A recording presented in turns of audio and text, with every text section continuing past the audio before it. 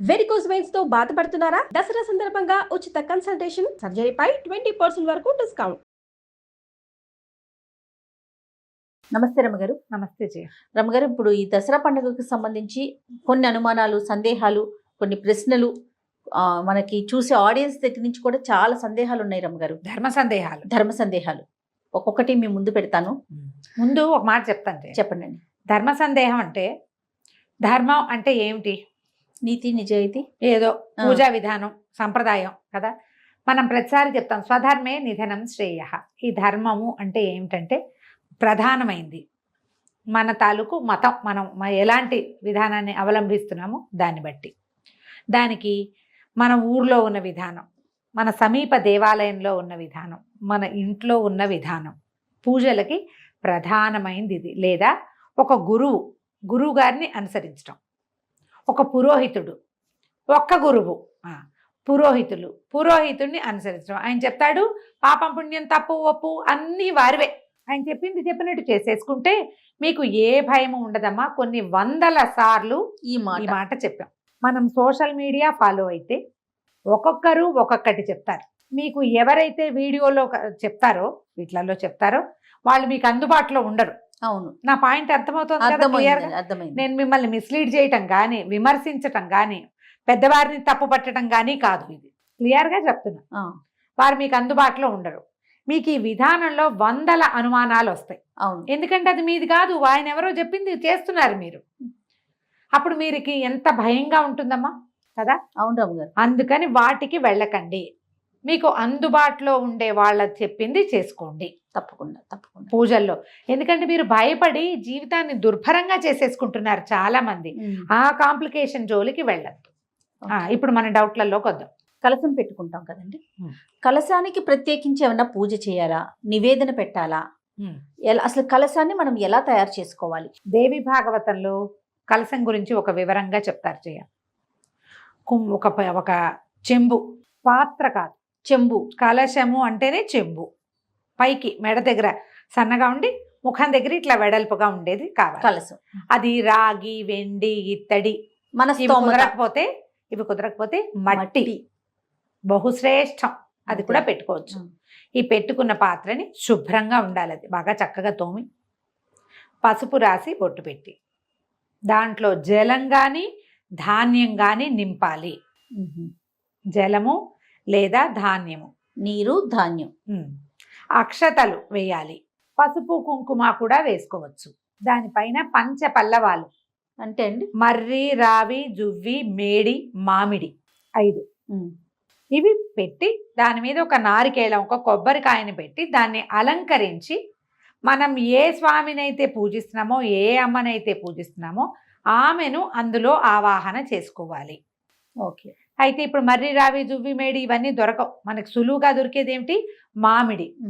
తమలపాకులు పెడుతున్నారు చాలా మంది. అవునండి, తమలపాకులు చెప్పబడలేదు, మామిడి చెప్పబడ్డాయి. మామిడి సులువుగా దొరుకుతుంది.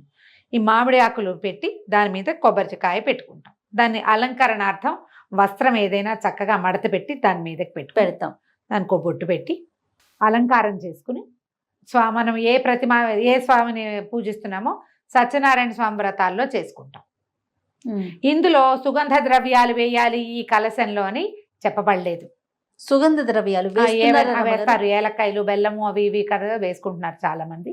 అది చెప్పబడలా. మీకు అవన్నీ ఆసక్తి ఉంటే మీ ఇష్టం, కానీ విధానం అయితే ఇది. ఈ కలశాన్ని పంచపల్లవాలతోటి కలశాన్ని ఏర్పరచడం అని చెప్తారు.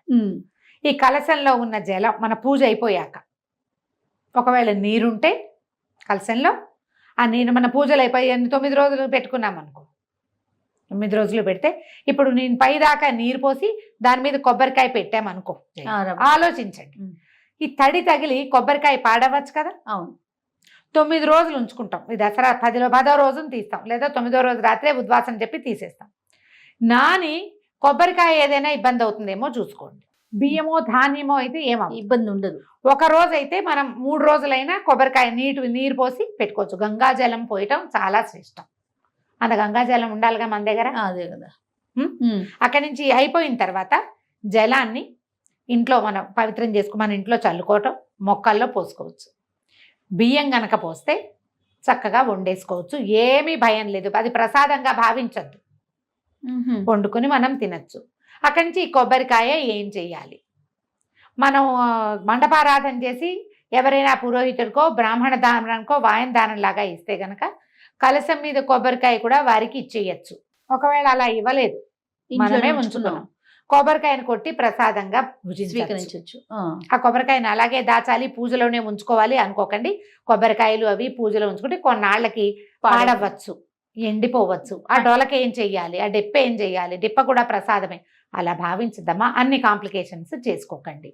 పైన మనం జాకెట్ ముక్క రవిక పెడతాం కదా, దాన్ని ఏంటి రమ్మగారు, దాన్ని మనం పురోహితుడికి ఇస్తే రవిక పట్టు కూడా వారికి ఇచ్చేస్తాం.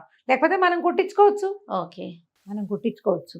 కలశం పెట్టుకునేందుకు సింపుల్ విధానం ఇది. అక్కడి నుంచి కలశం పెట్టుకుంటామా, పెట్టుకున్నప్పుడు ఏం చేయాలి, మనకి మన సత్యనారాయణ వ్రతంలో చెప్పినట్టుగానే ఒక చిన్న ప్రతిమా విశేషం ఏదైనా, ఒక చిన్న ప్రతిమ కానీ అమ్మవారిదో దుర్గదో లక్ష్మిదో ఎవరుంటే మన దగ్గర చిన్న ప్రతిమ పెట్టుకుని ఆ ప్రతిమా స్వరూపానికి చేసుకోవాలి.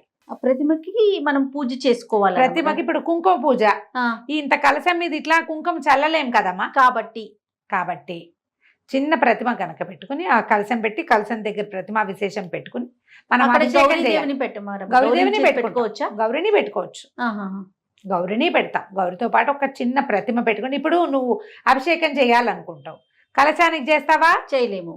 గౌరీదేవి పసుపుతో చేసిన గౌరికి చేయలేకపోతాం. ఇప్పుడు ఎవరికి చేయాలి, ప్రతిమకి. ఒక చిన్న ప్రతిమ మీరు ఒక బంగారుదో వెండిదో రాగి అమ్మవారివి రాగివి దొరుకుతాయి, చిన్న త్రిపుర సుందరి అవి వేసి వెనకాల శ్రీచక్రం వేసినవి, అటువంటిది ఏదైనా ఒకటి తెచ్చి పెట్టుకోండి. శుభ్రంగా తోమేసి పెట్టుకుంటే మనం ప్రతిసారి పూజలో పెట్టుకుంటాం, మళ్ళీ తీసి మన పూజలోనే ఉంచుకుంటాం. ఏటా కొనుక్కోవాలి అక్కర్లేదు, కొనుక్కోవాలన్న ఇదేం లేదు. మన ఇంట్లో ఉన్న ప్రతిమ శుభ్రం చేసుకోవటం, మనం ఆవాహన చేసేటప్పుడు ఆ ప్రతిమా విశేషంలోకి కూడా అమ్మవారిని ఆవాహన చేసుకోవటం. ఇప్పుడు ప్రతిమ కావాలి కదా మనకు ఒక స్వరూపము. ఆవాహన అంటే ఒక విషయం అమ్మగారు, ఇప్పుడు మనకి బయట ప్రతిమలు కనిపిస్తా ఉన్నాయి, కలశం మీద పెట్టడానికి అమ్మవారి ముఖంతో చక్కగా మొత్తం పూర్తిగా అన్ని ఉన్నట్లుగా, ముఖం కళ్ళు ముక్కు అన్ని శరీరవయవాలతో ఉన్నట్లుగా కనిపిస్తా ఉన్నాయి. అది పెట్టుకునేటప్పుడు ఏమైనా ప్రత్యేకమైన నియమాలు పాటించాలా, అది ఎవరిమైనా పెట్టుకోవచ్చా? అవి కొత్తగా వచ్చినాయి కదా జయ, అదేంటంటే స్పాంజిలు కూరి, గుడ్డలో స్పాంజ్ కూరి చేసింది. ఊరికే అలంకరణార్థమేనమ్మా, అలంకారం కోసమే. మీరు అలంకరించుకున్న దాన్ని ఒక స్వరూపంగా మీరు అనుకుంటున్నారు, తర్వాత అన్ని తీసేస్తారు ఏ ముక్క కా ముక్క, అవునా కాదు? అవును రమ్మ గారు. ఇప్పుడు అందుకని దాని బదులు జల కలశం పెట్టుకోండి. మీకు కావాలంటే, మీకు ప్రతిమ మీద ఆసక్తి ఉంది, ఇట్లా చక్కగా అలంకారం చేసుకో, పెట్టుకో. అక్కడ నువ్వు పసుపులు కుంకాలు విసరవు, వేయలేకపోతాం. పువ్వులు పువ్వులు పెట్టి చక్కగా అలంకారం చేసుకుంటాం. మీరు అలంకారణార్థం చేసుకునే ప్రతిమ వెనకాల ఇక్కడ కలశం, కింద చిట్టి ప్రతిమ ఏదైనా, కాసు రూపు, చిన్న అన్నపూర్ణాదేవి విగ్రహాలు ఉంటాయి అది పెట్టుకోవచ్చు, లలితాదేవి విగ్రహాలు ఉంటాయి ఇంతవి, లేదా ఇంత కాసు బంగారు కాసు 1 గ్రాము ఒట్టి కాసు కొనుక్కోండి, రింగ్ ఉన్నది కాకుండా 1 గ్రామ్తో అన్ని పూజలు ఆవిడకే చేసుకోండి. నైవేద్యాలు ఏమైనా ప్రత్యేకించి పెట్టారా రమ్మగారు కలశం పెట్టినప్పుడు? దసరా నైవేదనలో అన్న నివేదన ఎలాగూ చేస్తాం కదా జయ. ఇప్పుడు చెప్తా దీని మీద ఏంటంటే, మీరే కలశం పెట్టుకుని అది కలశం కలశం కలశం అని 100 సార్లు అనుకుంటే అక్కడేదో పవర్ వచ్చేదమ్మా, మంత్రంతో పవర్ వస్తుంది దానికి. నాకు ఇలా చెప్పడం అయ్యో పాపం అనిపిస్తోంది, కానీ మీరు ఆలోచించండి, తెలియాలి కదా రమ్మగారు. ఇప్పుడు ఒక చెంబులో నీళ్లు పోసి 4 మామిడి ఆకులు పెట్టి దాని మీద కొబ్బరికాయ పెట్టి నువ్వు చేసి అది పెడితే పవర్ రాదు. ఆ పవర్ రావడానికి కావలసిన సాధనం ఇది. ఆ శక్తి ఎలా వస్తుంది, మంత్రంతో. నువ్వు అది చేయకుండా అది లేనప్పుడు దీనికి ఎట్లా వచ్చి, అందరికి మంత్రాలు రావు కదా రమ్మగారు, మరి ఎప్పుడు ఏంటి చెప్పండి. అందుకని చక్కగా పుస్తకంలో ఉన్న పూజా విధానం ప్రకారం ఓ ప్రతిమ పెట్టుకోండి, ఇది పెట్టుకోండి అని చెప్తే అంత మటుకే చేయండి అమ్మా, ఎక్కువకి వెళ్ళొద్దు. 2 కావాలంటే కష్టం కదా. ఇప్పుడు నువ్వు అలా పెట్టి కావాలంటే పురోహితుడిని పెట్టి చేసుకోండి. దసరా నవరాత్రులు ఆయన చేస్తాడు ప్రాణప్రతిష్ఠ మంత్రంతో. మంత్రం ఈ పూజే నువ్వు కావాలంటే చక్కగా పువ్వులతో అలంకారం చేసి చక్కగా యాదేవి సర్వభూతేషు మాతృరూపేణ సంస్థిత ఇది చదువుతుంటూ వేసుకుంటుండు. చదివిన దాని ఫలితం, వేసిన దాని ఫలితం తప్పకుండా వస్తుంది, అంతే కదా. చక్కగా స్తోత్రాలు చదువుకోండి. ఈ కలశము ఆవాహన లాంటివి పెద్దవి రానివి వచ్చా మీరు హాయిగా చేసుకోండి, మీకు ప్రశ్నలే ఉండవు. వచ్చిన వాళ్ళకి బాధ ఏముంది? అంతేగా. బాధ లేదు కదా. అవును అవును. ఇది చెప్పాలనిపిస్తుంది జయ. ఏంటంటే మేము కలశం పెట్టి పూజ చేస్తాము అలాంటివి చెప్తూ ఉంటారు అందరూ. కలశం పెట్టుకోండి అని చెప్తారు పెద్దవాళ్ళు కొంతమంది. దాన్ని చేసేయాలనిపిస్తుంది, అది ఎట్లా చేయాలో తెలియదు. అవును. ఏదో చేయటం వల్ల మనకి ఏదైనా వచ్చేస్తుంది అనుకోవద్దు. చేసేది శ్రద్ధగా చేయాలి. డాంబికానికి పోవద్దు. డంబాచారంతో గ్రాండ్ అని చేసేదాంతో ఫలితం రాదు. ఓకే. మీరు చేసే కాస్త చిన్నది ఎప్పుడూ చేసుకునేది రెగ్యులర్గా, శ్రద్ధగా, నియమంగా, ఆసక్తితోటి, ప్రేమతోటి, భగవంతుడి మీద నమ్మకంతో చేస్తే సరిపోతుంది. నువ్వు ప్రేమతో డంబాచారం చెయ్యవు. నువ్వు డంబాచారం ఎప్పుడు డంబం కోసం, గొప్ప కోసమే చేస్తావు. అంతే. కరెక్ట్ అండి. కదా. అవునండి. ఆలోచించి దిగండి దేంట్లోకైనా. చక్కగా ఓ పురోహితుని ఏర్పాటు చేసుకుని చేసుకోవచ్చమ్మా. ఎంత బాగుంటుందో. దసరా ఉత్సవం నాకు ఎంత సరదానో అట్లా చేయాలని. అవునా. ఇంట్లో కుదరదు అట్లా. కానీ నేను మాకు పాఠశాలలో చక్కగా అసలు ఎంత బాగుంటుందో, బహుపరాకులు చెప్తూ ఎంత బాగా చేస్తారో. మంచి వేద విద్యార్థులు చాలా మంది ఉన్నారు. చాలా బాగుంటుంది. ఖచ్చితంగా ఒక రోజైనా వెళ్ళి నేను మొత్తం సేవాకాలం అంతా కూర్చుంటాను అక్కడ. ప్రతిరోజు వెళ్ళైపోతాను. కానీ మనం చక్కగా ఇంట్లో మామూలు పూజ చేసుకొని, సింపుల్గా పూజ చేసుకుని ఏదైనా చదువుకోండి. సాయంకాలం ఏ శంకర మఠానికో, ఏ దేవాలయానికో వెళ్ళి మొత్తం పూజ అంతా చక్కగా, మంత్రం చక్కటిది వినండి. ఆ పవర్ అందులో ఫీల్ అవుతారు మీరు. అవును. ఒక స్పెల్ లాగా ఉంటుంది, అందులోకి వెళ్ళిపోతాం. దానివల్ల చాలా ఫలితం వస్తుందమ్మా. సంతోషం రమ్మ గారు. నమస్తే.